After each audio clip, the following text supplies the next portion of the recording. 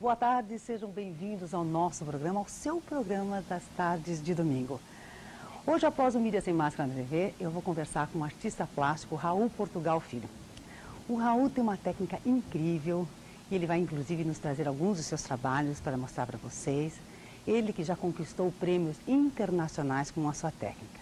E depois eu converso mais um pouquinho, porque não, o desenho, na verdade ele utiliza o desenho como expressão de arte, não é o único talento do Raul, não. Ele tem uma outra paixão que é a música. E ele vem acompanhado de outros dois músicos, Vigando Diner e Rafael Disordi, também para apresentar o trabalho deles aqui no nosso programa.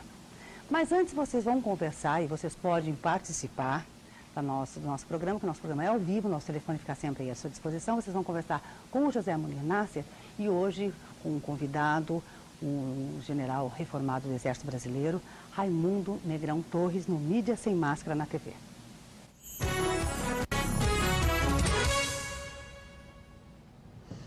Muito bem, boa tarde a todos. Como vocês sabem, eu sou economista do programa, mas hoje, na ausência do Olavo de Carvalho, estou aqui o substituindo. E tenho um grande prazer de apresentar a vocês o general Raimundo Negrão Torres, uma das pessoas mais interessantes sob o ponto de vista da nossa perspectiva de provocações aqui no Paraná.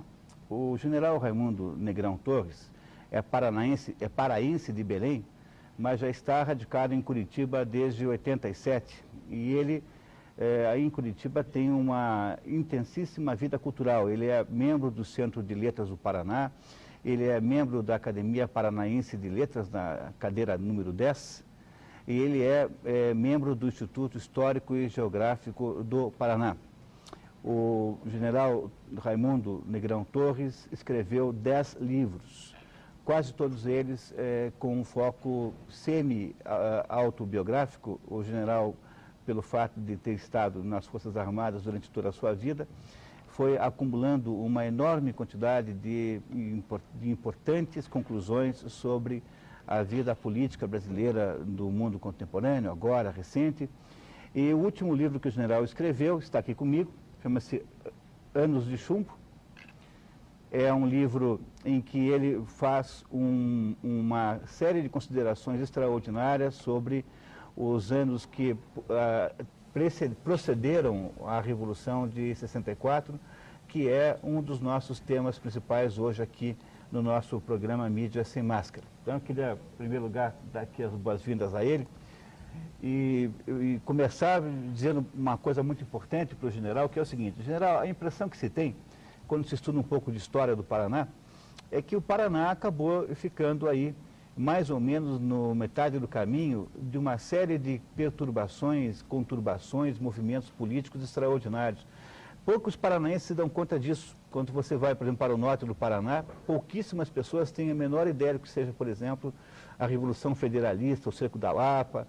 E eu queria muito que o general começasse a conversar conosco hoje, dando uma ideia da dimensão histórica do Paraná no contexto da política brasileira. General.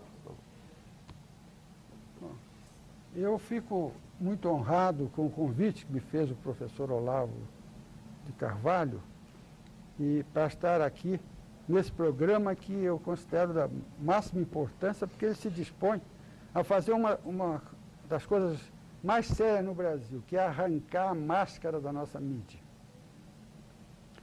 Realmente o professor tem razão.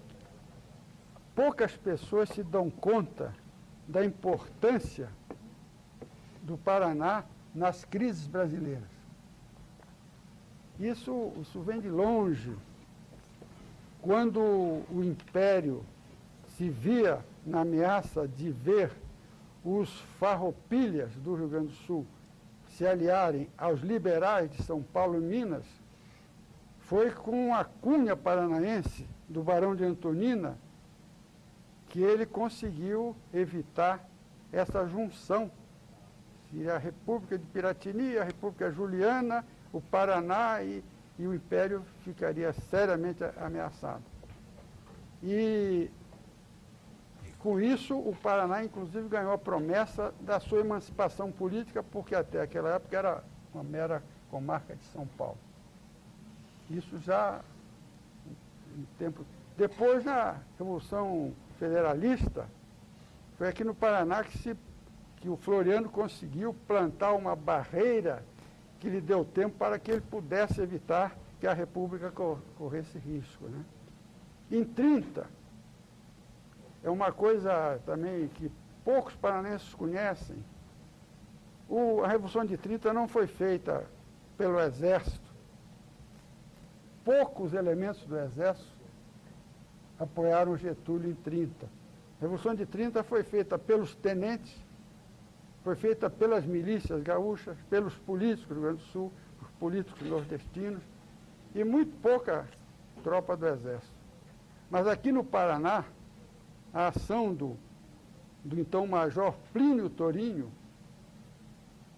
que ele conseguiu levantar o Exército aqui no Paraná, de tal sorte que, se não fosse isso, o Getúlio não tinha passado de Porto União. E os paranaenses depois, e como retribuição, tiveram que aguentar 13 anos o Manuel Ribas, né? E em 61, na legalidade, por exemplo, a importância do Paraná foi muito grande. Aqui se evitou que os que estavam a favor da posse do Jango, inclusive com o apoio do comandante do Exército lá, aqui eles tiveram um grande auxílio, porque o Paraná se posicionou a favor da legalidade. E há um episódio que aparece nas memórias do presidente Geisel, quando ele conta que se mostrou irritado com a inação do general Cordeiro de Faria, porque ele dizia, temos que mandar de paraquedista, ele conhecia aqui o ambiente, para tomar conta do aeroporto do Afonso Pena, e de posse daquela cabeça de ponte aérea, nós mandaríamos a força, né, os batalhões de infantaria, e isso ia dar uma confusão dos diabos na tal guerra da legalidade, que no fim acabaria com a solução de meia sola do parlamentarismo, mas enfim. E depois em 64 também, aqui a pronta adesão daqui do Paraná, o Ney Braga e o general Dario Coelho, é que deram a retaguarda para o general Cruel, que estava meio indeciso lá em São Paulo, para evitar o que poderia vir do Rio Grande, né? O Rio Grande é sempre maduro. Então, o Paraná tem sido sempre uma espécie de fiel da balança nas crises nacionais. E, às vezes, isso não é reconhecido, né, ou pelos historiadores ou pelos políticos, né? Uhum. Então, vamos falando do seu livro, né? Do livro que o senhor editou no ano passado, que é o Fascínio dos Anos de Chumbo, Golpe de 64, 40 anos depois. General, qual a sua intenção ao escrever esse livro?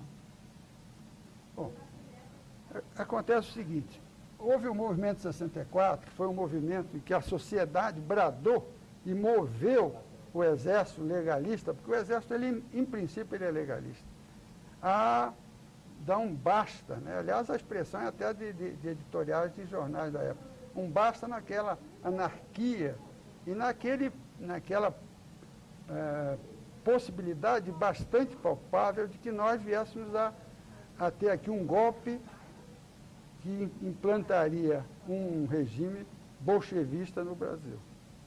Bom, depois, a partir de 70, houve a luta armada, aqueles que se opuseram ao golpe dos militares resolveram derrubar o governo pelas armas. Foram derrotados. Em 75 isso estava praticamente resolvido, com a derrota lá da guerrilha do Araguaia, em Xambioá. Em 79 veio a anistia. Bom, e a partir daí, há uma verdadeira avalanche de depoimentos, principalmente do pessoal de esquerda, contando a história desses acontecimentos pela ótica deles. Eu peguei um livro desse sujeito que é secretário dos Direitos Humanos do atual governo, Nilmário Miranda. Ele publicou um livro, Às Custas do Dinheiro dos Trabalhadores, na relação de livros da referência bibliográfica. Eu contei mais de 120 livros escritos por comunistas ou gente de esquerda. Então, a esquerda, a partir de 79, com as franquias da anistia, com a abertura do gás, não, eles começaram a escrever adoidadamente, tentando explicar as suas derrotas, que vêm desde 1935. E aí surgiu uma falácia, uma imensa empulhação, que, aliás, o professor Olavo de Carvalho, num artigo que ele escreveu no Globo, em 99, ele já mostra isso, que ao contrário do que é usual, a história de 64 e dos anos, do que eles chamam de anos de chumbo, passou a ser escrita pelos derrotados. Uhum. E um silêncio assim, impressionante, até cúmplice, da parte dos vencedores. E aí é uma explicação, porque na nossa ética militar, nós acreditávamos na anistia. Essa é a verdade. Nós achávamos que a anistia era para valer, como outras também foram para valer, e não foi. Uhum. E a partir daí, então, houve essa verdadeira avalanche de mentiras, de infâmias, né? A partir, desde os motivos para a deposição do Jango, teria sido obra do Pentágono, né? Coisa idiotice desses jaez, né? E essa história é contada de maneira a mais falseada, a mais desavergonhada, né? Então, eu que já havia escrito um livro anterior, Os Anos de Chumbo, aliás, Nos Porões da Ditadura, até eu já me esqueci, Nos Porões da Ditadura, eu resolvi refundir o que eu tinha escrito e atualizar, que vão surgindo coisas novas nesse livro, que é uma resposta. E os 3 últimos capítulos, por exemplo, nos 3 últimos capítulos, eu abordo uma das maiores mistificações, uma das maiores falsificações que apareceram nos últimos tempos, que são os livros com que o senhor Hélio Gaspar ganha muito dinheiro. Certo. Agora, ele não é o principal culpado, e isso eu mostro no meu livro. A verdade é que o coronel Golbery, o próprio general Geisel e um salafrário que anda por aí, Heitor de Aquino, eles entregaram material que não era deles, era do Estado, porque ali há documentos do Estado, para o Hélio Gaspar, que levou 18 anos procurando aquilo e publicou os livros, né? E nesses livros ele comete as maiores falsificações, as maiores deturpações, né? E é mais um capítulo daquilo que um ex-guerrilheiro, Alfredo Sirki, escreveu um livro muito interessante, Os Carbonários, que inclusive, numa ocasião, atraiu a atenção da Rede Globo, e logo depois que foi publicado, foi base para uma série, Os Anos Rebeldes, que eu assisti, e se eles podiam, né, vale a pena ver de novo, eles vão trazer de novo, que aí vai se ver que em nenhum momento daqueles vários capítulos é pronunciada a palavra comunismo ou comunista. E o Alfredo Sirki, o livro Os Carbonários, é um livro interessante, mostra a experiência dele. Ele participou do sequestro de 2 embaixadores, o alemão e o suíço, né? E ele, na edição que eu tenho do livro, ele fez uma autocrítica muito interessante, em que ele se surpreende, não entendo o fascínio que os anos de chumbo exercem sobre a mídia. Mas é que isso dá dinheiro, dá ibope, e atualmente está dando indenizações às custas do trabalhador brasileiro que vive morrendo de fome, vive morrendo nas filas do INPS. Pois é, e hoje outras obras são lançadas também exaltando os terroristas como se fossem heróis que lutavam pela liberdade, como recente Operação Araguaia, além da produção cinematográfica brasileira, né, que está quase totalmente voltada para esse tema. Como o senhor vê esse tipo de movimentação que apresenta um caráter nitidamente de doutrinação ideológica e deformação dos fatos históricos? Bom, aí a minha explicação, primeiro é para ganhar dinheiro, né? Uhum. E ganhar Ibope. Os maiores apoiadores dessa coisa hoje são os filhos do homem cujo império se fez à sombra da ditadura, que é o senhor Roberto Marinho, né? E, então é para ganhar dinheiro. Mas há também aí uma parte que eu diria que é subliminar. A esquerda brasileira, os comunistas brasileiros, ainda não desistiram de fazer aqui o que eles chamam de a Revolução Brasileira, que não será mais marxista-leninista através da luta armada, como eles tentaram no passado, mas já há algum tempo vem se caracterizando por uma orientação gramscista, baseado nas teorias de Antônio Gramsci, que, preso pelo Mussolini, ficou anos na prisão escrevendo os famosos casos do cárcere, em que ele, em vez desse enfrentamento, ele preconiza a guerra de movimento, o envolvimento. Então a sociedade vai ser dominada através, né, da deturpação, da destruição dos seus valores. Está lá no Gramsci. Modificar o senso comum. Uhum. Então, todas essas coisas concorrem para isso. Então, a Olga é uma heroína, né? A guerrilha do Araguaia é deturpada, completamente deturpada, né? São os patifes que foram aprender guerrilha lá. Aliás, não eram, estou sendo injusto com os rapazes, eram os pobres coitados iludidos por os velhos safados do PCdoB, que foram aprender guerrilha e mal lá na China, e vieram para cá e se meteram no mato lá, numa aventura amalucada, e depois, no fim, foram deixados ali, entregues à sorte deles, né?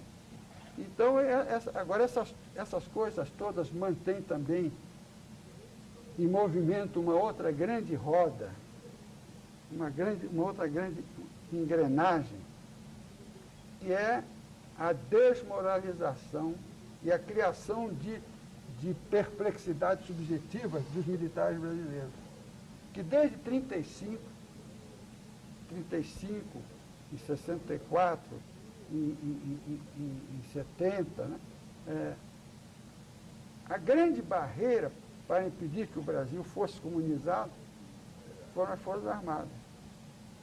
Então, nesse envolvimento gramscista, nada melhor do que neutralizá-la. Criar dúvidas subjetivas nos seus quadros, seus oficiais, né? Essa falácia de legalidade, democracia, etc. E com isso, quando chegar o momento do grande golpe, né, do golpe final, previsto pelo Gramsci, aí então elas estarão neutralizadas. Pois é, mas como é que o senhor vê as consequências que podem decorrer disso em relação à formação dos jovens que não viveram, né? Não viveram naquele período, eles não sabem o que aconteceu realmente, né? Não. Esse trabalho todo, ele vem acompanhado já há muito tempo de um revisionismo histórico que é perverso, porque perverte a mente dos alunos das escolas, e é extremamente mentiroso e deprimente, porque tenta enxovalhar exatamente os valores da nacionalidade, aqueles homens que no passado tiveram um papel saliente, né? Uhum. Então, por exemplo, quem pega um livro como o do seu Zé, do Chiavenato, o genocídio americano, não é possível, é incrível que aquela falsificação grosseira, burra, tenha tido mais de 18, 19 edições. E é uma falsificação tremenda, um cinismo histórico impressionante. Felizmente, agora há pouco, um historiador sério, Francisco Doratiotto, escreveu um livro muito importante sobre A Guerra do Paraguai, Maldita Guerra. É um livro que vale a pena.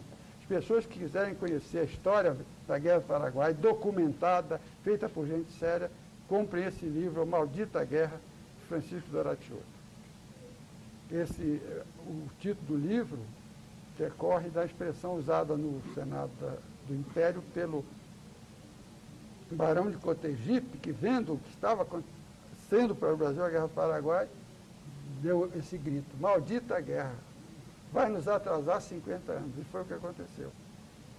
E essa outra maldita guerra que se trava ainda hoje dentro das nossas escolas, porque a esquerda ela tomou conta da cátedra e hoje é ela que tenta dizer, influenciar o que se ensina nas escolas.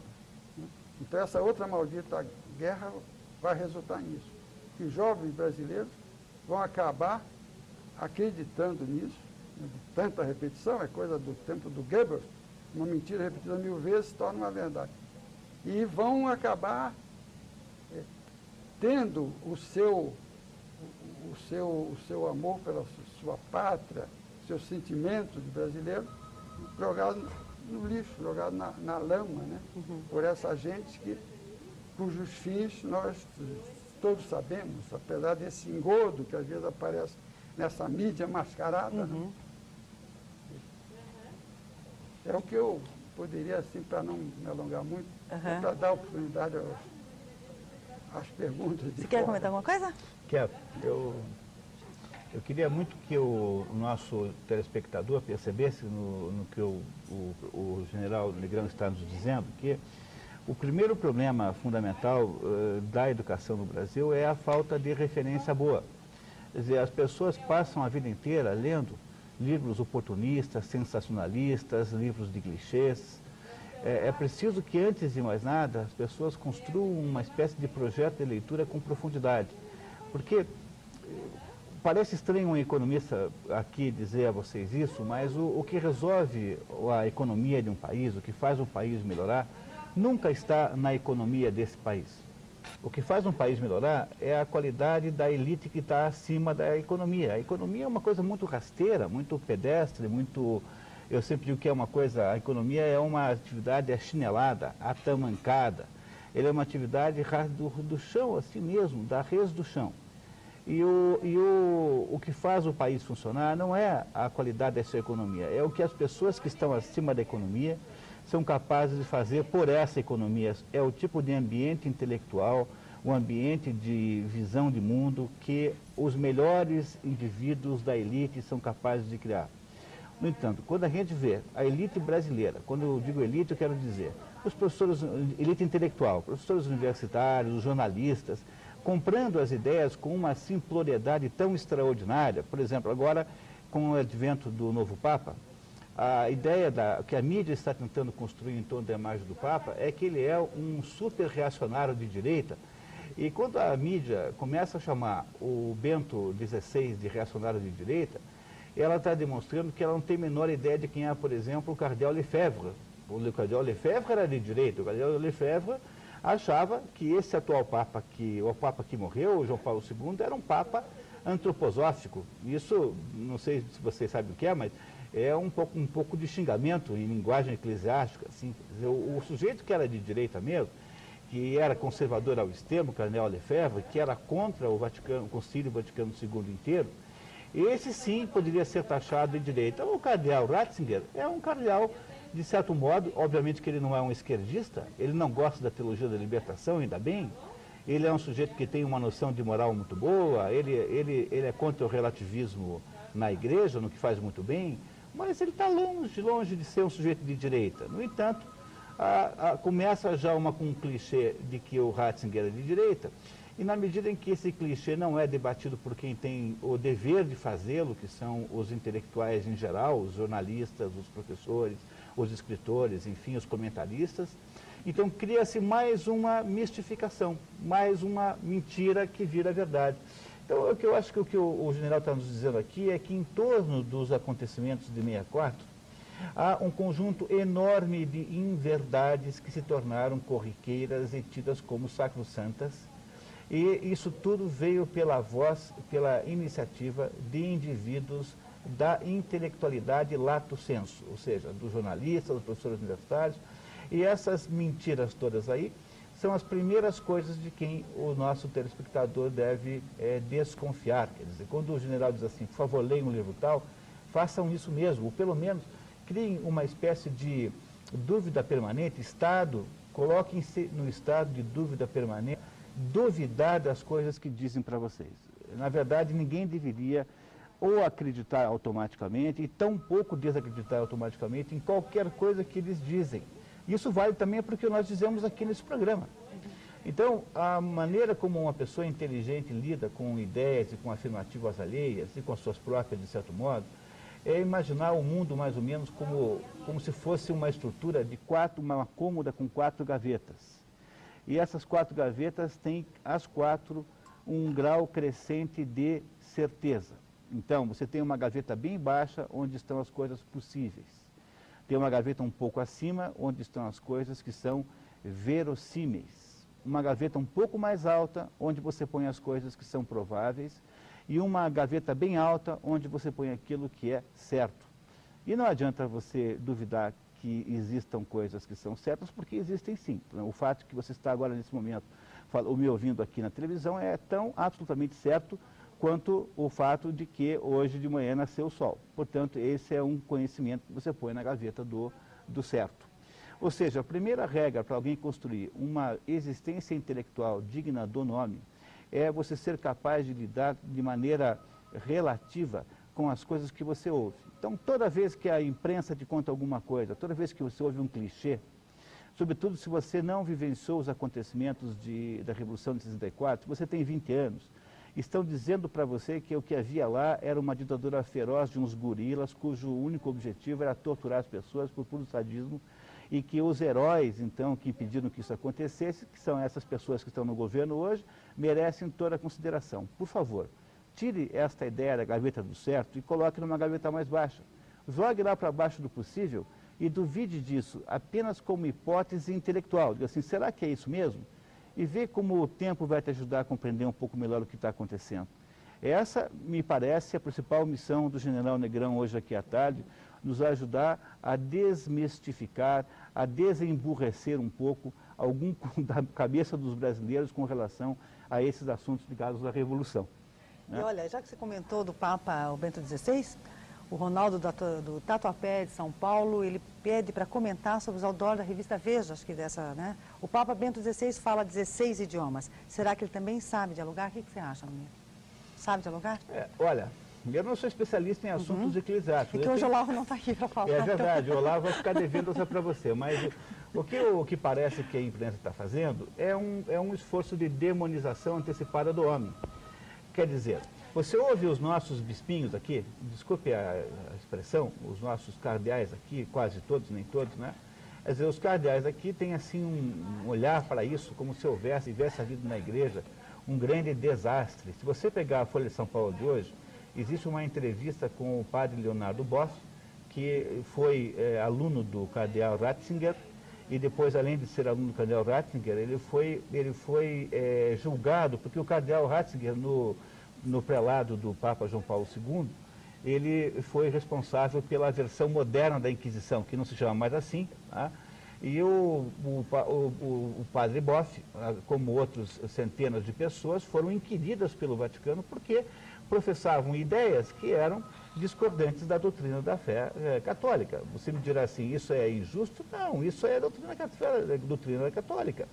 Quer dizer, se a igreja tem que ter alguma coisa, é a sua própria doutrina.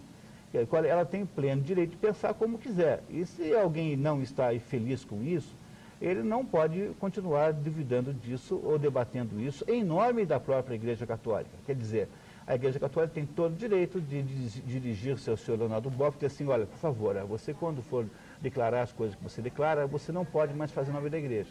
Se você quer continuar na igreja, então você está obrigado a um silêncio obsequioso de 1 ano, e que você não poderá dar declarações. E essa foi a enorme, incrível, horrorosa punição que sofreu o padre Leonardo Boff. Frei, né? Perdão. Imagine se isso é a punição que se apresente. Quer dizer, é uma punição absolutamente delicada, diplomática, de gente que queria realmente preservá-lo de toda maneira, mas também que não acha bom que um determinado frade saia por aí dizendo as maiores barbaridades, fazendo as declarações mais absurdas.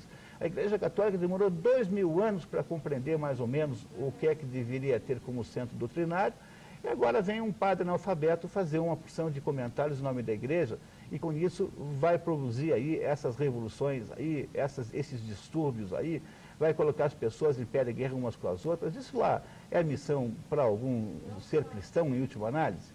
Então, o que acontece? Como o processo todo é dominado por um pensamento esquerdista, o que fará a imprensa e tem feito é ficar com essa conversa de que o atual Papa não tem diálogo, que ele é um sujeito duro, que ele é um sujeito inflexível. Pois eu acho que em algum momento da vida mesmo, você tem que ser inflexível mesmo. Porque você vai negociar tudo na sua vida, os seus princípios também. Ora, que raio de ser humano é você? Tem um dado momento que tem que ser inflexível, dizer assim, olha, realmente a Igreja Católica não admite o aborto. Pronto. Não interessa, não vai dialogar com coisa nenhuma. A mesma coisa que não parece uma coisa boa para a mentalidade católica, o casamento homossexual. Isso não tem o que discutir. A Igreja Católica acha que não deve ser assim. Se você não é feliz com essa restrição, você pode escolher qualquer outra religião, contanto, escolha qualquer uma que ature a sua ideia, que ache que essa é uma ideia muito boa. Agora, a Igreja Católica tem que entregar no altar do dialoguismo moderno os seus princípios, aí já é pedir demais. Quer dizer, o homem que está lá agora, o Joseph Ratzinger, ele é um homem que pelo menos tem a ideia de que os princípios da Igreja Católica são inegociáveis. Isso é uma coisa extraordinária. E você me dirá assim, não, mas isso vai fazer a expulsão dos fiéis da Igreja. Mas os fiéis não saem por causa disso. Os fiéis saíram da Igreja há muito tempo. Nossa vida contemporânea é uma vida profundamente antirreligiosa. Reparem, por que as religiões perdem adeptos? As religiões perdem adeptos porque antigamente as pessoas rezavam para Deus para lhes tirar a dor de cabeça. E hoje, como existe aspirina, as pessoas não acham que tenham mais que rezar a Deus, porque na prática, na verdade, o que acontece é que sempre se pediu muito pouco para Deus. Quer dizer, os seres humanos sempre pediram muito pouco para Deus, sempre pediram que Deus lhes acudisse para resolver os problemas da sua existência material concreta, que básica, e as pessoas estão desespiritualizadas há muito tempo. Não será porque o Papa é contra o casamento homossexual que as pessoas vão deixar a igreja? Só quem for muito tonto faz isso, mas se você é tonto a esse ponto, não precisava nem ter entrado na igreja. Quer dizer, para você, é uma coisa tão horrível assim, o Papa ser contra o aborto, a igreja ser contra o aborto, é porque você não entendeu nada do que se está falando na igreja. Você nunca entrou, na verdade, não é que você esteja saindo. Você nunca entrou. As religiões que estão dando certo hoje, que são essas seitas protestantes, dão certo porque são justamente as seitas que ficam aí prometendo para as pessoas coisas que as pessoas valorizam antes de mais nada. O sujeito vai para a igreja porque lá o pastor falou que você fica rico se você for para a igreja. Ora, quer dizer, o catolicismo ser contra isso, o catolicismo não professar essa mesma verdade, é uma coisa notável, maravilhosa, magnífica. Então, se alguém é de verdade católico, no sentido de ter compreendido a essência do cristianismo, não será porque o Papa está mantendo os conceitos, os fundamentos religiosos intactos, que ele sairá. Então é preciso que você preste atenção, porque começou o processo de demonização do Papa, e ele irá continuar. Porque os nossos cardeais que estiveram lá, com exceção do cardeal do Rio de Janeiro, são todos cardeais absolutamente esquerdistas. E eles virão aqui para o Brasil e farão, obviamente, continuarão fazendo as suas políticas independentemente daquelas de Roma. Então, vai continuar essa espécie de tensão dissidente entre a Igreja Católica brasileira, né, estabelecida no Brasil, e a Igreja Católica internacional, digamos, da sua matriz. Então, essa nossa igreja, que é semi-cismática, continuará sendo semi-cismática. Agora, achar que o Ratzinger é um sujeito de direita, não entender o que é de fato o grupo da igreja, que foi liderado, né, porque já faleceu, pelo cardeal Lefebvre, que achava que tinha que voltar para a missa em latim. Quer dizer, o Ratzinger certamente não se oporá a essa missa meio circense que tem hoje, então vai continuar topando isso, mas não é de modo nenhum representante da direita. Mas como há um processo de demonização de tudo aquilo que parece ser conservador, então preparem-se porque este Papa será muito atacado pela imprensa em geral. E a Solange Braga do Vigo Hillet, que o programa está ótimo, obrigada Solange. Gostaria de saber qual o nome completo do general e quem é o autor do livro Guerra Maldita. Maldita Guerra. Maldita Guerra. Professor Francisco Doratiotto. Esse livro ela encontrará na livraria do Chaim, com certeza. Francisco Doratiotto. E o nome está aí, o nome do general Raimundo Negão Torres. E o Oscar do Portão, ele pede para que o general comente por que as Forças Armadas não divulgam os nomes dos guerrilheiros do Araguaia, assim como os crimes por eles cometidos. Quais desses guerrilheiros estão hoje no poder? Bom, o Exército, que é quem lidou mais com a coisa, não divulga o nome dos guerrilheiros, talvez porque a ação deles esteja coberta pela lei da anistia. Mas os nomes deles já constam a exaustão em outras listas. Naquela lista em que o Zé Gregory fez, a primeira vez, logo que o senhor Fernando Henrique começou a história dos desaparecidos, né? A lista dos desaparecidos, eles aparecem lá. E agora, se sabe, hoje em dia se sabe o nome de todos eles, né? E os últimos 51 que ficaram lá e que se recusaram à rendição e que tiveram que ser eliminados, né? Os nomes todos são conhecidos.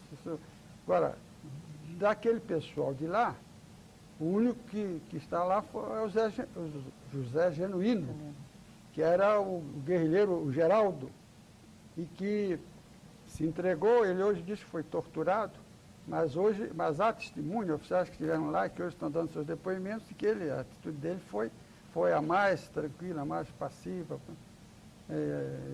Os detalhes todos da prisão dele, do objeto que ele guardava na mochila. Para ele é vantagem hoje dizer que foi torturado e foi vítima, mas é o que do pessoal que esteve lá. Há outras pessoas que escaparam, que saíram de lá voluntariamente, né, e que atenderam à proposta de rendição, né, que estão, mas que eu saiba, no governo só da Argentina.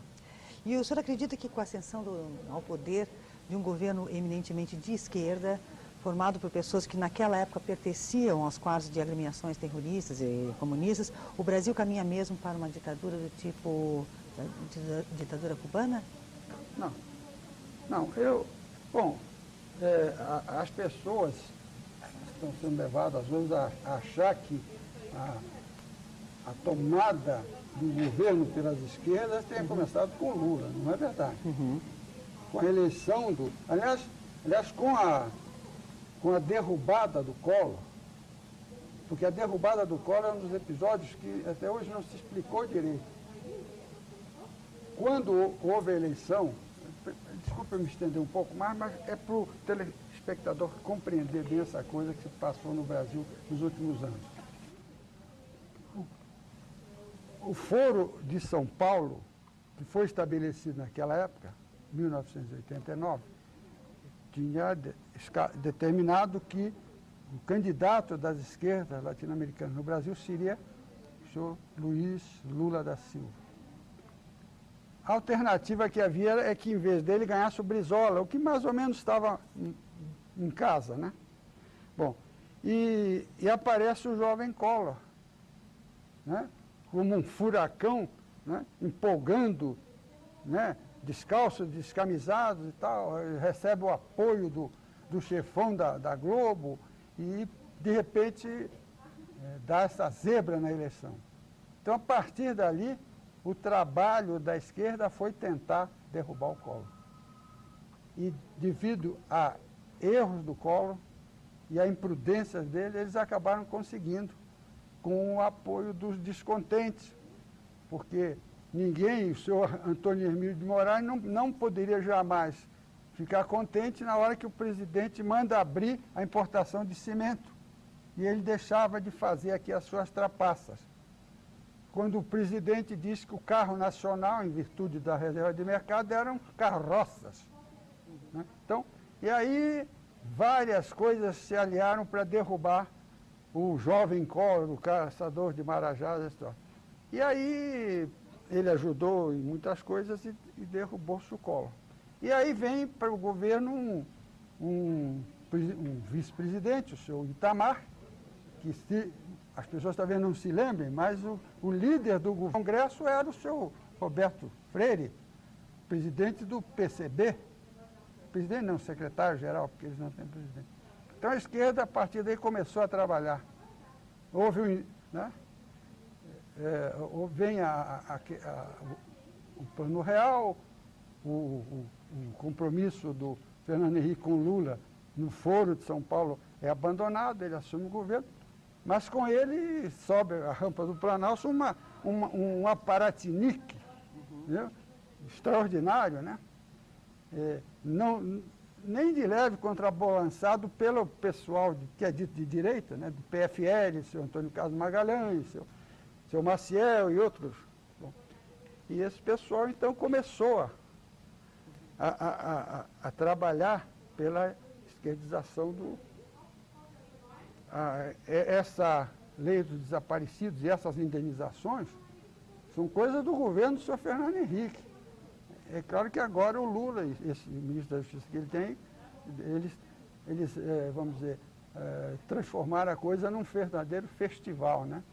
Mas então essa coisa vem do Fernando Henrique, agora com o PT, né?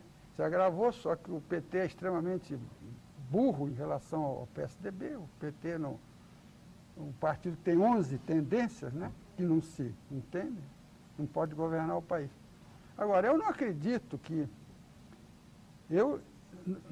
talvez mais eu espere do que acreditar, que eles não consigam transformar.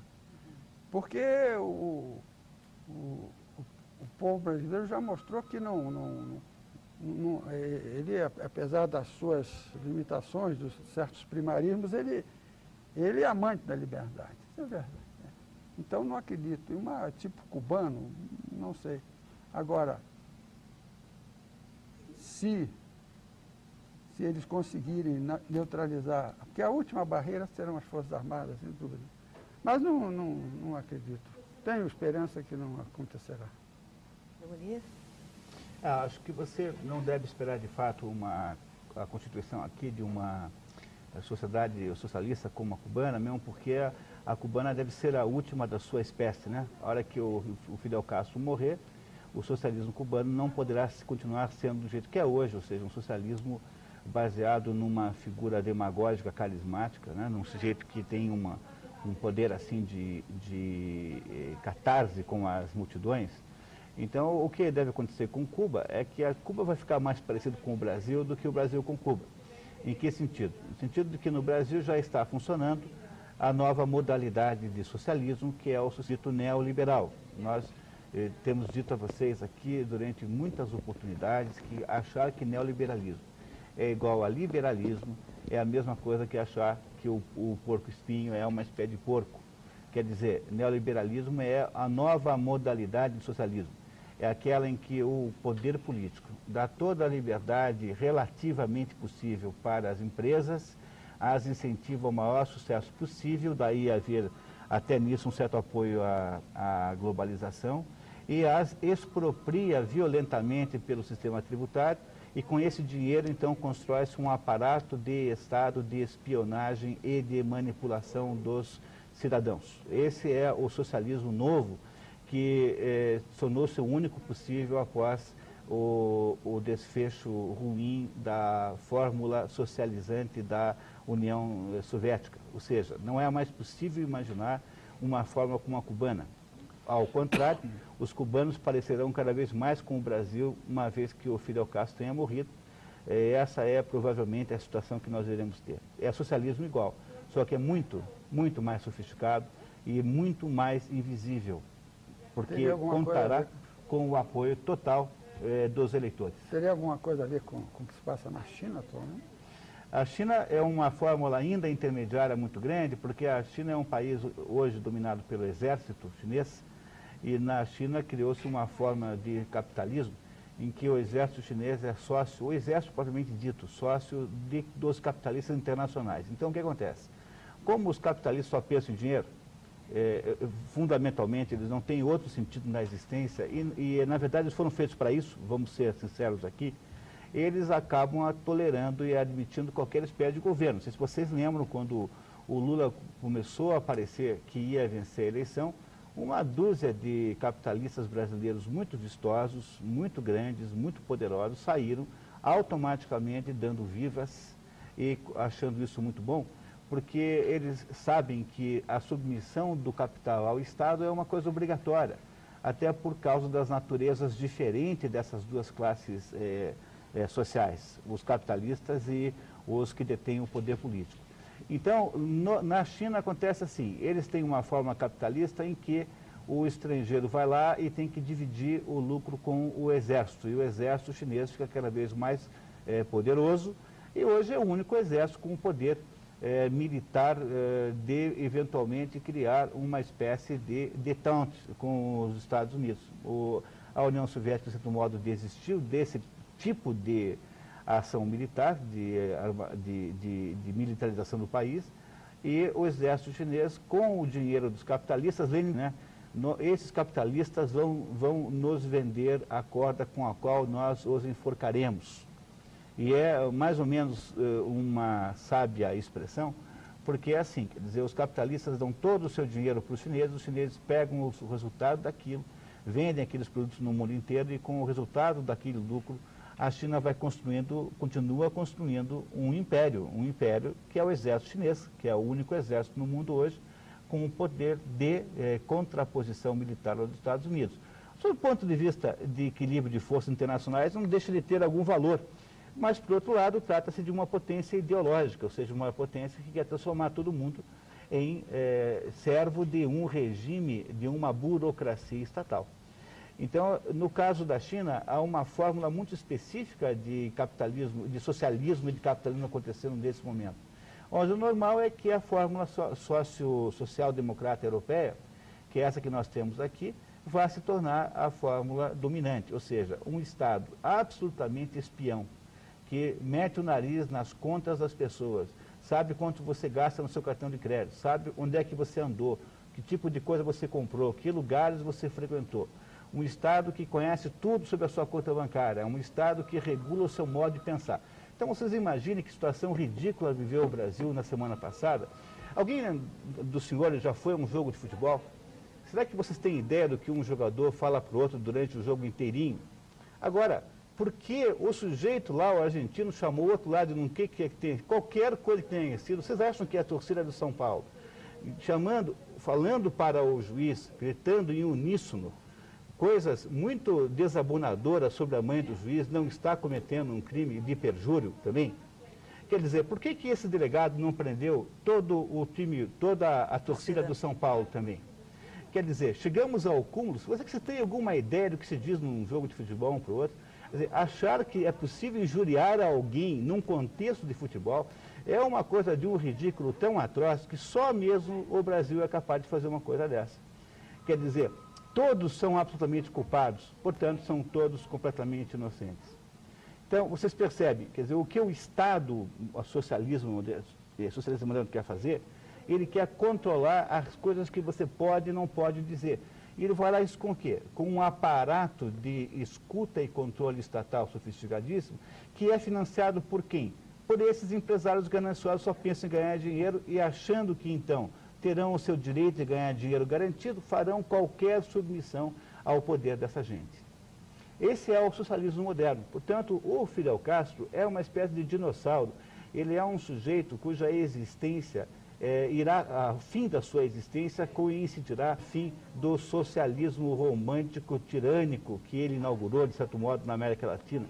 Então, não haverá ninguém mais significativo como Cuba, e Cuba será um socialismo padrão brasileiro, ou seja, social-democrata, que é um sistema anestesiado, hipnotizado, em que as pessoas não sabem que estão virando todas súditas do poder burocrático. Tenho duas aqui para você, sobre religião, tá? A Rosa do VV, para o Munir, desaprova o senhor chamar todas as religiões evangélicas de seitas. Ela diz, sou da Igreja Batista e tenho uma religião sólida baseada na Bíblia. E o Marcelo Jardim das Américas, ele pergunta, Munir, onde está escrito que a igreja tem o poder de divulgar a palavra de Deus? Bom, então vamos lá. Então eu sou só católico, tá? Eu não sou teólogo. Em primeiro lugar, chamar alguma coisa de seita não é falar mal dessa coisa. Ser uma seita não é nenhum defeito. Seita não é uma palavra que tem uma conotação negativa em si. O que é uma seita? É uma espécie de afluente de uma grande religião. Veja, antes de haver qualquer uma das seitas protestantes, que começaram lá pelo século XIV, XV, nos países germanizados, né, os germânicos, eu acho que se os padres tivessem dado para Lutero um bispado naquela época, não tinha acontecido nada disso. Provavelmente teria sido melhor para o mundo. Mas o ser uma seita não implica em ser uma coisa ruim.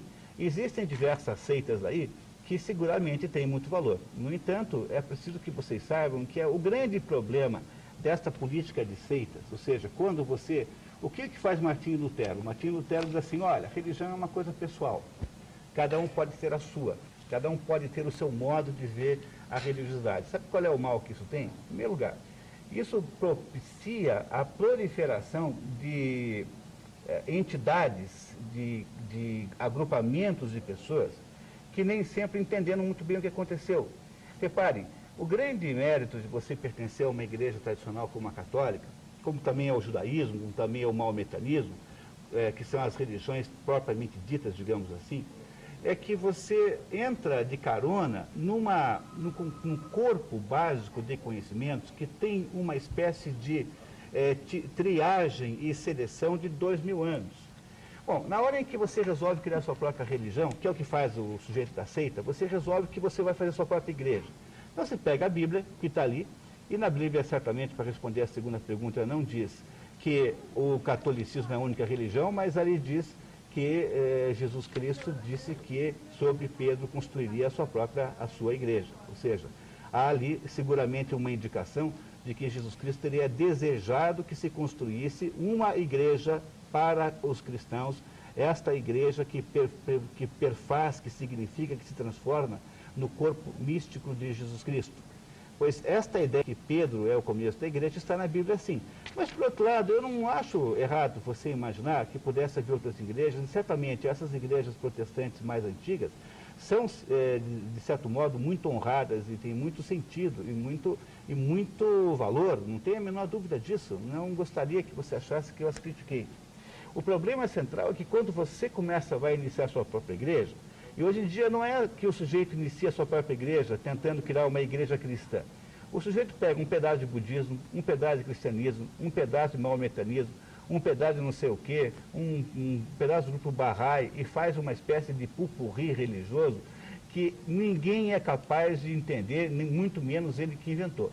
Então é assim, por que a gente tem que ficar procurando essas abordagens novas, quando na verdade é melhor se você pudesse prestar atenção naquilo que tem 2000 anos de competência? Porque se faz 2000 anos que é um corpo de conhecimento estabelecido, isso deve ter algum valor em si. Ora, quando você permite que qualquer pessoa faça a sua própria religião, o sujeito começa a interpretar a Bíblia e ele começa do zero. Embora tenha 2000 anos, vocês acham que foi fácil chegar a esse corpo de conhecimentos que há hoje? Por exemplo, durante uma enorme quantidade de tempo havia uma dúvida sobre se Jesus Cristo era Deus ou se Jesus Cristo era um profeta, ou um homem iluminado, um homem tocado por Deus. A decisão desse dilema durou, o nome disso chama-se heresia ariana, do Ariano, um bispo lá da África, de Hipona. Essa encrenca sobre a verdadeira natureza de Jesus Cristo durou séculos para ser resolvida. Bom, então o problema das pessoas que começam a montar seitas é que elas têm que começar a entender tudo de novo. Será que elas serão capazes?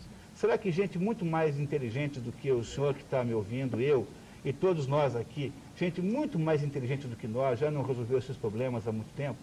Então, o problema da seita não é ser seita. Ser seita não é nenhum problema. Não tome a palavra seita como negativa. Se a senhora tem isso na cabeça, tire. O problema da seita é que ela é, de certo modo, uma ingenuidade. De certo modo, as seitas protestantes também são, desde as primeiras. Só que elas, aos pouquinhos, foram aprendendo e amadurecendo e tornaram-se muito úteis. Qual seria, no entanto, a diferença para o mundo? Qual seria, de fato, a diferença para o mundo se não tivesse existido seita protestante nenhuma? Absolutamente nenhuma. Zero. Muito pelo contrário. É muito provável que uma das razões do nazismo na Alemanha tenha sido a baixa a evangelização insuficiente da Alemanha. E se essa evangelização insuficiente aconteceu, provavelmente um pedaço da culpa pertence ao protestantismo. Se a gente for falar de religião, é melhor deixar com um teólogo, né? Pois é. Porque senão... Essa é interessante, o Edgar Prado, do bairro Saúde, de São Paulo, pergunta o que vocês poderiam comentar sobre os críticos literários e quais são os mais confiáveis, quais as dicas para lermos as críticas literárias. Vocês podiam dar uma dica aqui para o Edgar? Olha, eu não sei, eu sou formado em letras também, mas eu não tenho capacidade de ensinar você a respeito disso. Eu só digo a você o que eu faço. Eu acho que a obra literária, de crítica literária mais importante que alguém pode ler, chama-se História da Literatura Universal, Ocidental, do Otto Maria Carpo. O Otto Maria Carpo era um austríaco que veio morar no Brasil, lá por volta de 1950, alguma coisa, e ele escreveu uma enciclopédia sobre literatura ocidental, que se tivesse sido escrita em alemão, que era, aliás, a língua de origem, seria certamente a mais importante obra de crítica literária da história. Está em português, você não consegue comprar o livro novo, eu acho que está esgotado, insisto no nome, História da Literatura Ocidental, de Otto Maria Carpo, e que dá a você uma visão panorâmica extraordinária do que significa na prática a literatura. Eu sugiro que você faça esse exercício, que é aquele que eu faço pessoalmente. E o general quer comentar? A minha praia é inteiramente outra, mas eu ouvi de um crítico, de um crítico desse literário, viu? Que ele recebe muitos livros para ler, para dar opinião, né? Tanto que ele faz o seguinte, na hora de dormir, ele pega o livro e começa a ler. Se ele consegue ler o livro é bom. Se ele dorme em seguida, que o livro não presta. Então tá aí, né? O Ademir da Fazendinha, ele pergunta por que o Muniz está defendendo o Ratzinger ao lado de um general? Para me vingar dos generais, porque os responsáveis no Brasil pela redução do ensino religioso foram os governantes civis, basicamente o pessoal da maçonaria, e os generais depois. Quer dizer, no Brasil, uma grande implicância sempre houve na história, tanto é que durante a Revolução de 64, uma das coisas erradas que fizeram foi até proibir que as escolas estrangeiras, que tinham nome como Sacré-Cœur de Jesus, que tinham nomes estrangeiros, Colégio Gonção, acho que deixaram, tivessem que mudar. Quer dizer, a implicância que sempre se teve, o poder sempre teve no Brasil com o ensino religioso é um dos responsáveis pelo atraso. Então, eu estou aqui apoiando o cardeal Ratzinger, com provocação aqui. A pergunta dele já mostra que ele é preconceituoso. Ele associou um cardeal que é dito como reacionário, né, a um militar. Então, não tem resposta. Olha, faça o seguinte, lembre-se de quanto general de esquerda tem no mundo. Por exemplo, o José Dirceu é oficial do exército cubano, não sei se você sabia isso. Ele foi oficial do exército cubano. Então, em Cuba, há milhares de generais que devem ter um ódio mortal do cardeal Ratzinger. Então, veja, não se trata aqui de nenhuma espécie não se trata de nenhuma espécie de parti pris, de nenhuma espécie. Mera coincidência, no mundo acontece coincidências o tempo todo. E a Aparecida do Bairro Jardim, São Paulo, pena que nem todas as pessoas tenham acesso ao programa, pois é muito importante que, se não todos, ao menos muitos percebam o que está acontecendo conosco e com o nosso país. Parabéns. Obrigada, Aparecida, pela tua audiência. E essa daqui também queria fazer aqui, nós temos uma aqui para o Muniz. Eu tenho tantas perguntas aqui, vai acabar bem assim, né? 5 horas a gente encerra e ficamos com as perguntas aqui. Mas o que vocês acham de dar asilo a um antidemocrata, o ex-presidente do Equador? Não está na hora de pedir o impeachment do Lula? Esse foi o José Darcy da Afonso Pena. Acho que são dois assuntos diferentes. Eu, sinceramente, não sei julgar a crise do Equador. Não estou informado ao ponto de poder dar uma opinião sobre essa parte. Olha, pedir impeachment para o Lula já teria razões sobejantes, né? Porque há tantos e tantos e tantos desrespeitos às regras constituídas do país. Na hora em que um determinado partido tem como missão produzir uma ditadura socialista, que é o que estão fazendo na prática, os inúmeros fatos narrados aqui pelo Olavo de Carvalho são prova disso. Significa que, sob ponto de vista de merecimento, obviamente que já podiam ter feito isso. Agora, as condições para isso são absolutamente impossíveis, porque o partido dominante domina completamente as mentes e os corações da imprensa, dos professores, da intelectualidade. Não tem artista que não goste, não esteja apaixonado por ele. Então, eu não sei se isso não é um fato mais importante do que o merecimento ou não do impeachment. Não parece que seja possível, na prática, fazer isso. Teria que haver uma enorme rebelião intelectual contra a situação que tem hoje. Isso parece completamente fora de questão, muito remoto. Não acredito que aconteceria. General, quer comentar alguma coisa sobre o asilo dado ao... Não, o Instituto do Asilo é uma coisa consagrada, né? Porque se o país receptor for entrar no julgamento, em certos julgamentos sobre a pessoa que pede o asilo, isso talvez fosse uma maneira de negar, né, o Instituto do Asilo, que é uma defesa do cidadão, da sua família, né? Mas também não conheço detalhes da situação interna do Equador para justificar. Quanto ao impeachment do Lula, eu acho que, primeiro, não haveria condições políticas, né? Fora essas condições mentais, porque o Zé Povinho continua encantado mas é bom que ele cumpra o mandato dele até o fim, que é para ele sorver gota por gota até o fim, né? O fel do qual eles eram os propagadores quando eram oposição. Vamos ver. O Edson de Colombo pergunta se o nacionalismo é uma utopia ou a solução para o país. O Brasil deveria ter uma bomba atômica e investir no armamento? Bom, eu acho que o general terá uma opinião diferente da minha, né? Somos pessoas com visões, com existências diferentes. Eu diria o seguinte: quando se fala em nacionalismo, eu queria muito que, em primeiro lugar, se fizesse uma separação sobre qual tipo de nacionalismo se está falando. Então, o mais interessante sobre o assunto nacionalismo é que os nacionalismos quase sempre são nacionalismos de orgulho nacional. Por exemplo, o sujeito se orgulha. Você pergunta para um alemão por que ele gosta de ser alemão, ele diz, porque a Alemanha produziu metade da filosofia, porque a Alemanha tem os melhores músicos eruditos do mundo, escreveu quase toda a música germânica, porque a Alemanha produz as melhores máquinas. Você passa para um italiano e pergunta assim, por que você gosta de ser italiano? E os italianos dizem assim, não, eu gosto de ser italiano porque a Itália tem o melhor design do planeta, porque a Itália fez metade da pintura. Você vai para a Espanha, eles dizem que gostam de ser espanhóis porque eles conquistaram a América, porque eles têm outra metade da pintura deles, metade da Itália, metade da Espanha. Aí você vai a Portugal e pergunta por que eles se orgulham de ser portugueses, eles dirão, é porque o pequeníssimo Portugal produziu o maior de todos os feitos de navegações transoceânicas do mundo. Ou seja, esses nacionalismos todos são baseados numa espécie de admiração que o indivíduo tem pelos feitos e coisas notáveis que a sua sociedade, o seu país produziu.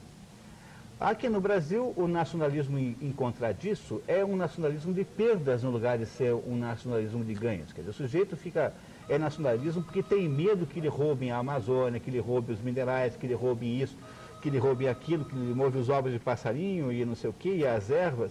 Quer dizer, o nosso nacionalismo, em vez de ser um nacionalismo de ganhos, é um nacionalismo de perdas.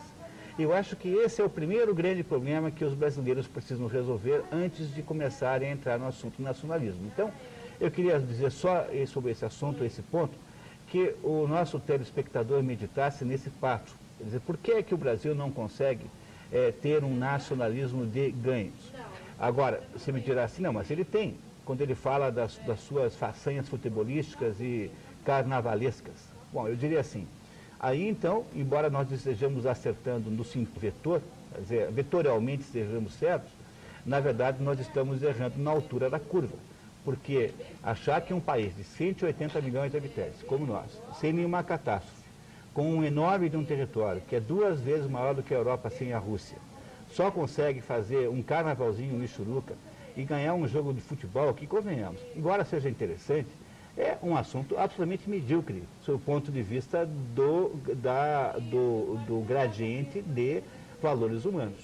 Então, o Brasil precisa, antes de ficar discutindo nacionalismo, é preciso que nós conseguíssemos fazer uma vintena de façanhas, como, por exemplo, nós fizemos na soja. O Brasil é o maior exportador de soja do mundo.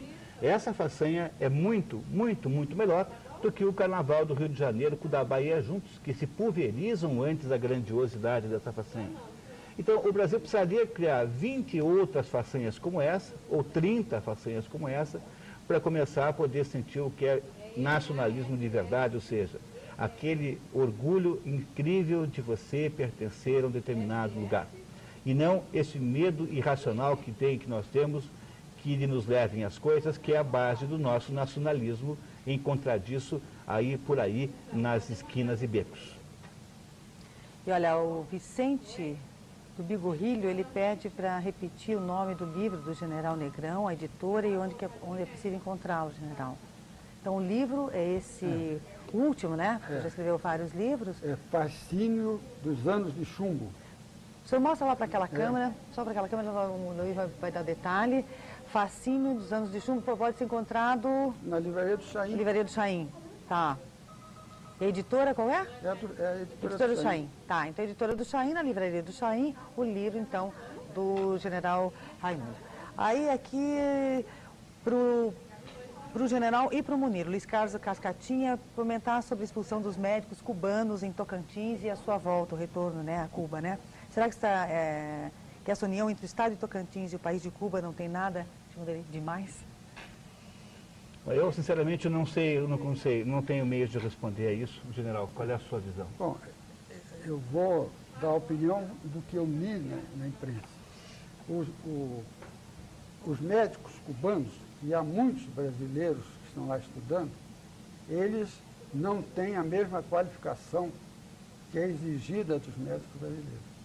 Então, o caso lá do Tocantins, o Conselho de Medicina lá entrou com uma ação na Justiça, alegando exatamente isso, a falta de registro de diploma, porque os diplomas não podem ser registrados aqui, porque os médicos lá são formados de uma maneira inteiramente diferente e deficiente. Então, houve isso. Agora, o que estranho é que o juiz lá do Tocantins deu a liminar e o tribunal lá em cima, para mim deu uma decisão política, né? Para fazer um agrado nas barbas do Fidel Castro. Agora, muitos brasileiros que estão estudando medicina em Cuba estão enfrentando ao voltar esse problema. Correm o risco de não poder exercer a medicina no Brasil, porque não tem qualificação ao nível do que as associações médicas brasileiras exigem. E a Luciana do Bom Retiro, ela diz que estão gostando muito do programa e aproveito para exteriorizar minha opinião, já que somente as reclamações são feitas mais facilmente. Gosto muito dos comentários do senhor Munir e gostaria de saber se ele tem algum livro lançado. Fala aí, Munir, do teu livro. Pois é. Tá, então você tem 2 livros, um chamado Economia do Mais, que é uma teoria de desenvolvimento contemporâneo. Você encontra em Curitiba, na Livraria do Chaim e na Livraria Guerreiro.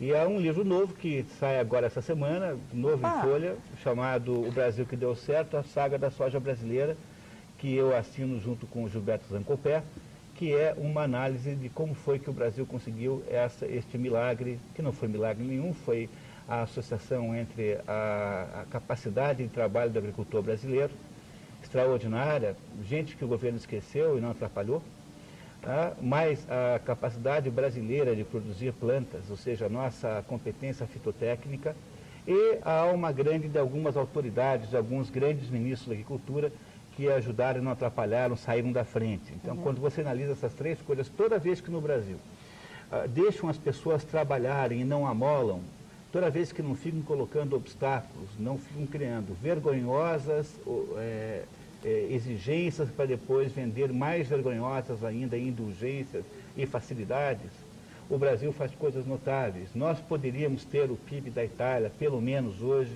se fôssemos capazes de aplicar o que aconteceu na soja, aquilo em tudo que se faz no Brasil, em qualquer assunto, desde a contenção da criminalidade, até qualquer coisa que você possa imaginar, até a mais avançada pesquisa científica brasileira. Então, esse livro que sai agora essa semana, também pode ser encontrado no Chaim e na Livraria Guerreiro, chama-se O Brasil que Deu Certo, a saga da soja brasileira. Nesse segundo livro, eu assino junto com o Gilberto Zancopé, José Munir Nasser e Gilberto Zancopé. E também nesses mesmos 2 pontos de venda você encontra a Economia do Mais, que é uma teoria sobre desenvolvimento contemporâneo, que poderia dar resultados extraordinários para enriquecer o Brasil. E o Henrique do Batel, ele pergunta, Muniz, se você concorda com livrarias como a do Chaim, vendo livros de Hitler, Minha Luta, que é um livro racista. Esse é um problema grave, né? Porque você nunca deve esquecer que o livreiro é um empresário. O Chaim até que não é um exemplo muito bom, porque não sei se vocês lembram que quando houve a edição do livro da Zélia, que foi ministro da Fazenda, ele se recusou a vender. Saiu em toda a imprensa nacional um livreiro que disse que não venderia um determinado livro. Porque ele achou, olha, esse livro aqui é um negócio tão indecente, quer dizer, é tão absurdo o que a ministra fez que eu não vou vender isso.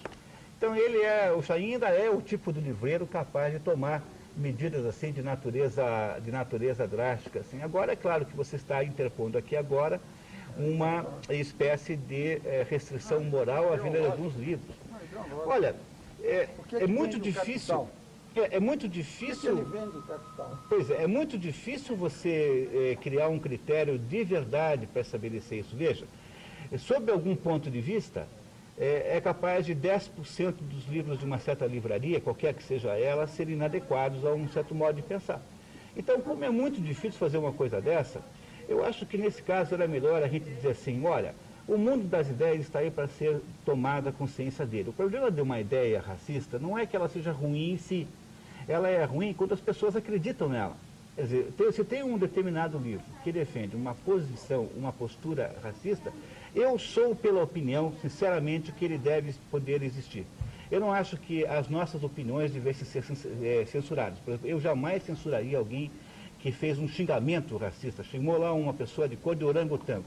Eu acho que isso não poderia ser jamais punido. O que tem que ser punido é a discriminação de uma pessoa de uma certa categoria, seja ela por cor ou por opção sexual, ou qualquer coisa que seja, retirando dela um direito que ela tem diferente dos outros. Isso não pode ser feito. Para mim, racismo é isso. Racismo é quando você impede que a pessoa tenha o mesmo grau de acessibilidade. Agora, o estabelecimento de uma opinião sobre os outros, sobre qualquer coisa que seja, deveria ser livre. E as pessoas não deviam levar isso tão a sério. O que tem? Se alguém faz algum comentário sobre mim, por exemplo, eu sou 50% de árabe, tenho muito orgulho de ser 50% de árabe. Se alguém acha que sou turco ou qualquer coisa, isso não me ofende de modo nenhum, tanto faz. Imagine você se eu agora vou fazer uma onda, se eu vou procurar a polícia, só porque alguém me chamou de turco. Quer dizer, isso tem que ser muito infantil e primário para alguém se comportar assim. O sujeito chama-se grafite e fica ofendido quando um argentino chama de não sei o quê. Vocês acham que o tal do grafite não xingou o argentino de todas as barbaridades possíveis e imagináveis? Se o grafite não xingou a mãe do argentino disso, daquilo, ele é um bobalhão, porque é assim que faz no futebol. Será que vocês nunca jogaram uma futebol na vida? Vocês têm ideia do que é o grau de pressão, de pontapé fora da vista do juiz, de cutucão, de cotovelada no baço, de dedo no olho, que acontece? Vocês pensam que é o quê? Um jogo de futebol? Será que vocês pensam que é um jogo de madames, de mocinhas virginais, que ficam... Então, é um ridículo atroz e absoluto que se tenha dado qualquer importância para isso. Tem que prender, não pode deixar ninguém sair do estádio, estão todos presos por injúria. A torcida toda. Vocês já viram no Atletiba como é que é? Quer dizer, vamos deixar de ser ridículo. Tá? Quer dizer, é preciso ter uma certa compreensão. Quer dizer, você não pode expulsar do mundo da apresentação de ideias, nem mesmo as ideias racistas. Agora, o errado é haver uma espécie de conspiração para fazê-las funcionarem em detrimento das outras. Agora, se alguém tem uma opinião a X ou assado, ou essa ou aquela, por um qualquer que seja o grupo humano, vamos ver, o que eu posso fazer? Não posso fazer nada. Então deixa ficar na prateleira lá. Agora, criar um critério de definição moral para isso é impossível. Não dá para fazer. O que é racista, o que não é? O que é sexista, o que não é? Então, como é que faz? Então, não tem prática, não há meio prático de fazer isso. Entenda uma coisa importante. Por exemplo, de vez em quando eu ouço, assim, eu como economista, ouço as pessoas falarem em consumo responsável. Não, porque as pessoas têm que consumir responsavelmente. Eu pergunto, o que é consumir responsavelmente? Não, consumir só aquilo que é suficiente. Bom, pergunta, o que é suficiente? Para você, para mim. Onde é que tem no mundo da ciência econômica um termômetro para dizer quanto chopp é suficiente numa noite quente de verão na praia? Para certas pessoas vai precisar de uns 35 chopps. Para outros talvez precise de meio, um chopp daquele caçulinha. Quanto é suficiente para você a frequência de troca de carro? Quer dizer, essas coisas de natureza moral não podem ser implementadas como exigências de comportamento humano, porque é justamente isso que faz a nova era. Você tem que deixar as ideias aparecerem, deixa as pessoas dizer o que pensam, porque dizer o que você pensa não tem mal nenhum. O mal é transformar aquilo que você pensa está errado numa discriminação concreta. Então, o que você não pode fazer é retirar os direitos à igualdade civil das pessoas por essa ou por aquela razão. Agora, se alguém está interessado em escrever livros falando mal dos árabes, o mal dos judeus, o mal dos pretos, o mal dos italianos, dos iranianos, tanto faz. Se a gente for criar uma espécie de censura a isso, nós vamos criar justamente o que a nova ordem mundial quer. Ela quer que as pessoas só pensem de um jeito. Pronto. Então nós vamos ter que censurar tudo e todas as coisas, vamos voltar a um tempo da censura, em que haverá lá um funcionário público muito mais analfabeto que o pior dos analfabetos que estão escrevendo livros, fazendo a seleção daquilo que é a nota. Quer dizer, é muito difícil medir. Como é difícil de medir, não dá para fazer nada. Você não deve apoiar livros racistas, mas você deve deixar que eles existam, corajosamente. E o José Pedro de Santa Cândida, ele faz uma pergunta aqui para o general Raimundo, como ele vê o planejamento que o PT está querendo fazer até 2022? Será que eles querem se eternizar no poder como o Hugo Chávez na Venezuela? Não, o fato de fazer o planejamento até 2022 não é nada, até bom, porque o que tem faltado no Brasil é exatamente essa visão do Brasil em perspectiva. Agora, eu não sei se eles têm competência. O fato, se eles vão continuar no governo, o eleitor é que vai dizer. Agora, eu acho que o Brasil, uma das coisas que o Brasil precisa é exatamente de uma visão, um planejamento, uma ideia de rumo, né, para as coisas, principalmente para a economia.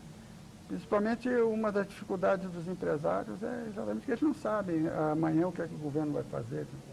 Aliás, uma das coisas ruins que aconteceram no governo dos generais é que aquela estrada desbravada, aquelas veredas endireitadas pelo Castelo Branco, Roberto Campos, Bulhões e outros, em que eles deixaram um plano decenal para 10 anos, né? O que aconteceu é que, em seguida, no governo seguinte, já do senhor Corte Silva, acolitado pelo senhor Delfim Neto, eles simplesmente ignoraram, resolveram mudar muitas coisas e a partir daí nós começamos a perder o rumo. E o senhor acha que existe um descontentamento das Forças Armadas pelo modo como o governo Lula vem tratando não só as instituições, mas sobretudo os militares, com a depreciação dos salários, desrespeito, promessas não cumpridas, e além da instabilidade quanto ao Ministério da Defesa, ao qual as Forças Armadas estão subordinadas?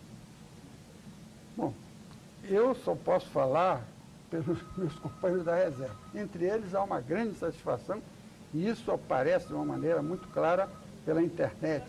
Agora, nos quartéis eu não sei, não tenho notícias de que haja essa...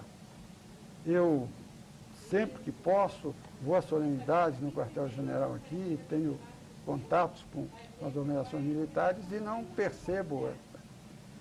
Porque esse problema de carência de recursos é uma coisa velha no Exército. O que resta saber o que é que a cabeça desses moços estão pensando com relação exatamente à postura deles face à sua missão, que é garantir, né, a ordem constitucional, a liberdade, a democracia. Então, não vejo. Agora, realmente, eu imagino um capitão com filhos e com seus salários, comparados com outras categorias, estão baixíssimos. É que existe, inclusive, movimento das esposas, né, dos militares. Uma das minhas netas, ela deve ser nomeada proximamente escrivã da Polícia Federal. Ela vai começar como major. Então, agora, nunca essa questão salarial prejudicou a postura profissional dos militares brasileiros. Isso atualmente está sendo assumido pelas mulheres, que é quem sofre mais. Eu, por exemplo, o que a nação me paga, eu sou regiamente pago. E porque eu declaro, eu recebo como proventos na inatividade 30 salários mínimos. Agora, isso é a metade do que recebe um desembargador do Estado do Paraná. Isso é ridículo em relação ao que recebem outras categorias. Então, o meu inconformismo é mais exatamente com essas disparidades, com essas aberrações que há no serviço público, né? E esse empreguismo desavergonhado que o PT implantou. É o que eu poderia responder para a Quer comentar alguma coisa sobre isso, Maneiro? Não? Nós temos aqui para você. Lembra que você comentou sobre a religião protestante e o nazismo? O Atílio da Vila Áurea pergunta para você comentar sobre essa relação que você falou, religião protestante e o nazismo, para ele não ficou muito claro, ficou um pouco confuso. Eu quis dizer o seguinte, é muito difícil entender como é que um povo tão civilizado quanto o povo alemão recebe. Percebo que quando o nazismo acontece na Alemanha, imagine você a quantidade de contribuições civilizatórias que a Alemanha tinha feito. Imagine a enorme quantidade de invenções, de descobertas, com pensamento científico que havia sido produzida pela Alemanha, pelos povos germânicos em geral, né? A Alemanha, é complicado falar Alemanha, porque a Alemanha é um país muito novo, é quase o último estado da Europa, eu acho que só a Itália é mais recente do que a Alemanha. Então, os países germânicos que pegam a Suíça inteira, os povos germânicos, né? Pegam uma boa parte, pegam a Áustria, a Alemanha, uma boa parte da antiga, da Tchecoslováquia atual, uma boa parte da Polônia, um pedaço da Polônia de cultura alemã, toda aquela região da Alsácia e Lorena da França, ou seja, os povos alemães, germânicos, fizeram uma contribuição civilizatória enorme. No entanto, como foi possível que um povo tenha produzido um movimento tão absurdamente cruel como o nazismo? Essa é uma das coisas mais intrigantes da história. Como foi possível um povo com esse grau de civilização produzir o nazismo? E quando você vai estudar, não é muito consenso não, sabe? De modo geral, dá-se para esse assunto explicações econômicas.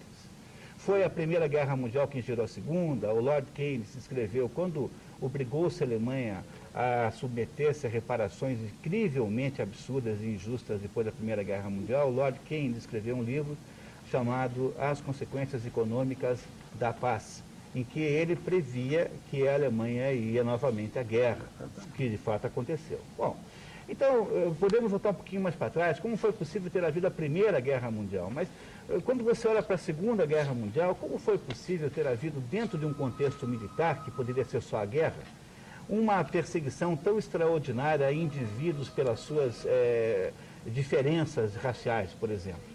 Então, eu queria dizer a vocês que há quem pense, há alguns autores que acreditam nisso, que uma das razões pelas quais aconteceu isso é que havia ainda na Alemanha um baixo grau de evangelização, ou seja, a Alemanha não havia se cristianizado perfeitamente.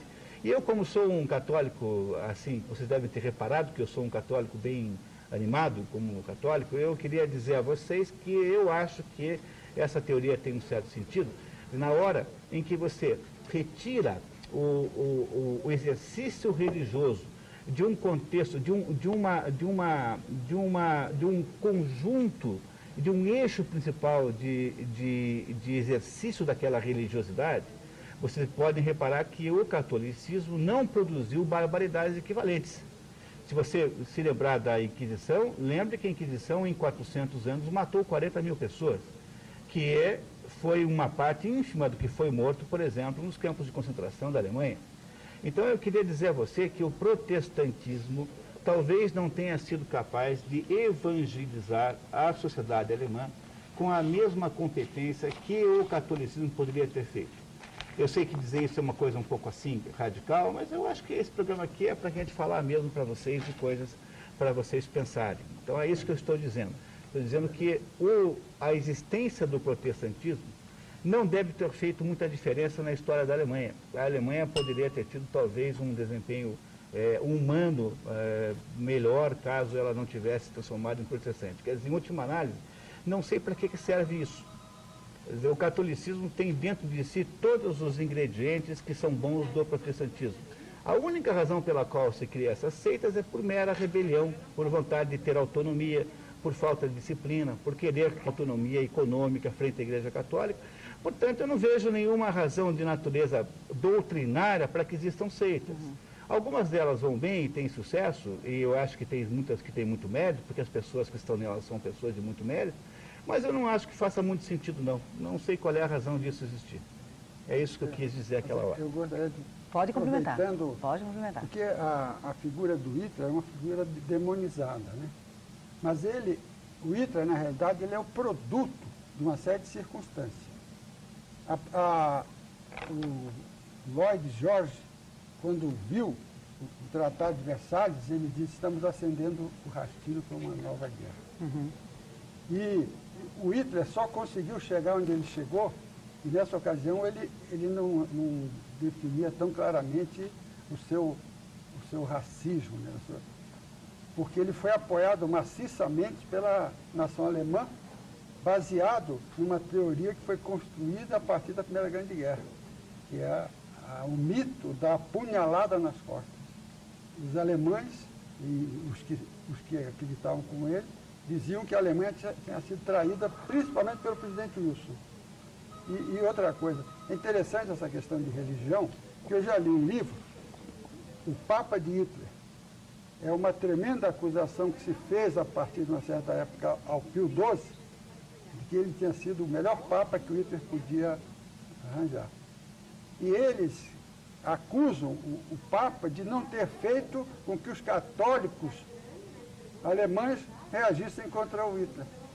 Olha, se os protestantes, que a maioria, não reagiram, por que os católicos não reagiram, que eram minoria? E há uma série de inverdades e injustiças a respeito da participação do Pio XII. Né? Eu acho que ele foi incorretamente acusado, mas já foi reabilitado. Hoje ninguém mais acredita que o Pio XII tenha sido parceiro do nazismo, seja incentivador. Não foi de modo nenhum. Vamos ser justos, não é verdade. Foi outra calúnia que se põe contra a Igreja Católica, que, aliás, é uma igreja muito caluniada, né? Quer dizer, a ideia que se produz hoje no cinema americano, todo filme americano tem agora um padre pedófilo, como se os padres fossem pedófilos obrigatoriamente, como se não fosse uma exceção e não a regra. Olha, nós temos acho que 2 minutinhos, se não me engano, para o encerramento, mas acho que a última pergunta, então, para o general. Pois não, general? Bom, faça a pergunta. E aquelas que eu não puder responder, se tiver o número do telefone de quem perguntou... Não tem, mas de repente eu volto aqui para responder. Eu ia telefonar para o cidadão e tentar responder. Não tem o número do telefone, mas eu gostaria de saber com o senhor como que o senhor vê a aproximação do governo Lula com o presidente Hugo Chávez e da pretensão de uma união das Forças Armadas da América do Sul. Isso não seria o fim das nossas Forças Armadas? Não, isso há uma certa mitologia em torno disso, né? As nossas Forças Armadas, elas, apesar de todas as dificuldades, elas têm atualmente uma estrutura e uma doutrina e uma postura que não vai ser afetada por isso, não. E essa ideia de Forças Armadas Sul-Americanas, isso é uma bruta balela.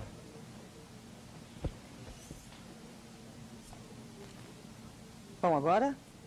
Bom, então nosso tempo acabou, né? Então eu queria agradecer a atenção dos senhores, muito obrigado. Em nome do Olavo de Carvalho, que não está aqui presente hoje, está viajando, ficamos muito felizes. E agradecer sobretudo aqui ao general Negrão, que é uma pessoa extraordinária, que tem muito a nos ajudar e a nos ensinar. Muito obrigado e até domingo que vem.